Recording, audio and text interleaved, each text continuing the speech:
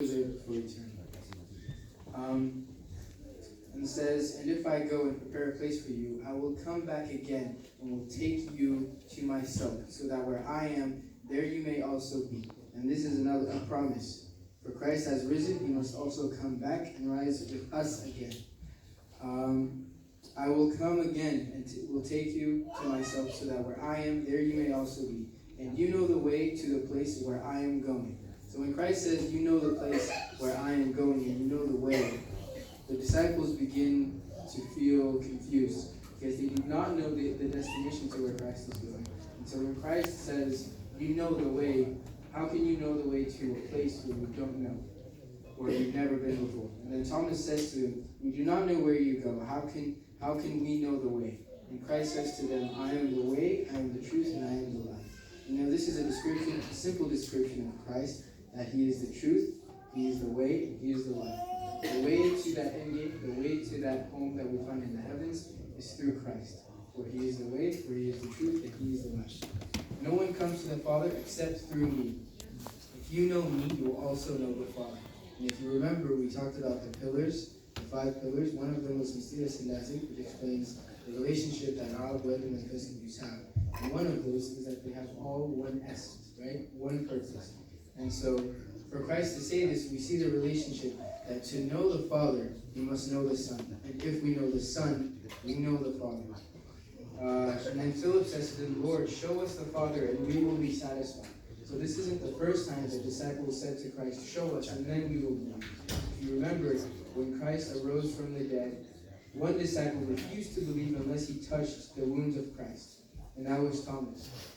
So, and the lesson that we drew from that is one does not need to believe, one does not need to touch or to see in order to believe. And so Jesus says to Philip, "Have I been with you all this time, Philip, and still you do not know me? Whoever has seen me has seen the Father." So we cannot say that the Father is some unfamiliar being, unfamiliar thing that we don't know. Because if we have seen the Son, and if we have touched the Son, and if we have seen what the Son can do, then we must also believe in what the Father is and what the Father can do.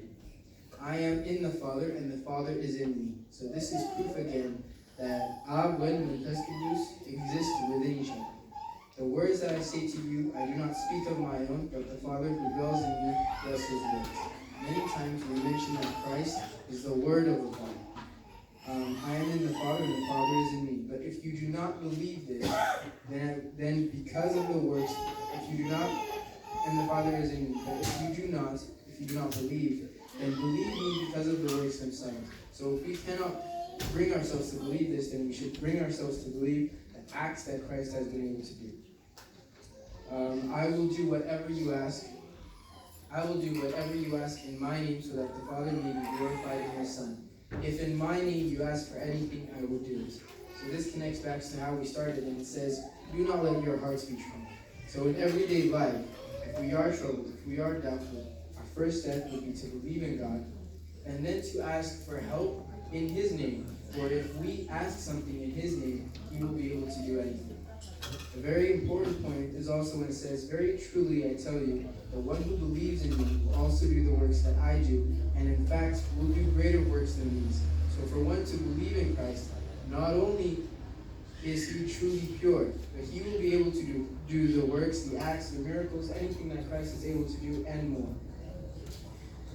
We will wrap up by mentioning the promise of the Holy Spirit. So we mentioned how when Christ is about to rise, when Christ, in the process of him telling the disciples that he's about to rise, they feel hopeless. They begin to feel hopeless.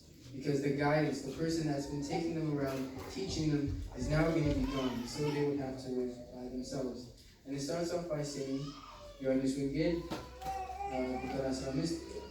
"If you love me, you will keep my commandments, and I will ask the Father, and he will give you another advocate to be with you forever."